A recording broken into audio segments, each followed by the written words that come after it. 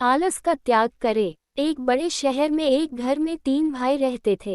यूं तो तीनों साथ रहते थे, लेकिन तीनों को एक दूसरे की सुख दुख से कोई लेना देना नहीं था। तीनों अपनी ही दुनिया में खोए रहते थे, उन्हें किसी और की परवाह नहीं थी। अचानक एक दिन आधी रात को छोटे भाई का बच्चा जग गया और जोर जोर से रोने लगा।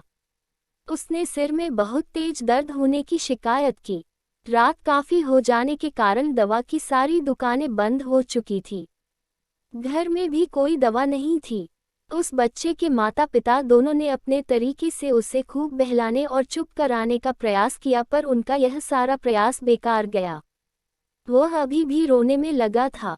सभी भाई बच्चे की आवाज सुनकर उठ गए, लेकिन कोई भी उसकी मदद के लिए आगे नहीं आया। तीनों भाइयों के घर के सामने एक झोपड़ी थी। उसमें एक अधेड़ उम्र की महिला थकी मंदी सो रही थी। अचानक उसे बच्चे की रोने की आवाज सुनाई दी, परंतु उसे भी आंखें खोलने की इच्छा नहीं हो रही थी। लेकिन उसने सोचा, अगर बच्चे को दर्द से राहत मिल जाती है तो सभी लोग चैन से सो सकेंगे। उसने तुरंत आलस त्याग कर बच्चे की मां को आवाज लगाई, ठंड लगने के कारण बच्चा रो रहा है, यह ले जाओ काढ़ा, इसे पीते ही उसे सिर दर्द से आराम मिल जाएगा।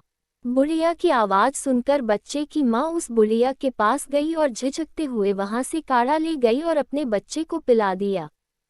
काढ़ा पीने के कुछ ही पलों बाद बच्चे को दर्द से राहत मिल गई और बच्चे के साथ साथ सभी लोग चैन से सो गए। शिक्षा: इस कहानी से यह शिक्षा मिलती है कि आलस त्याग कर ही किसी दूसरे की मदद की जा सकती है।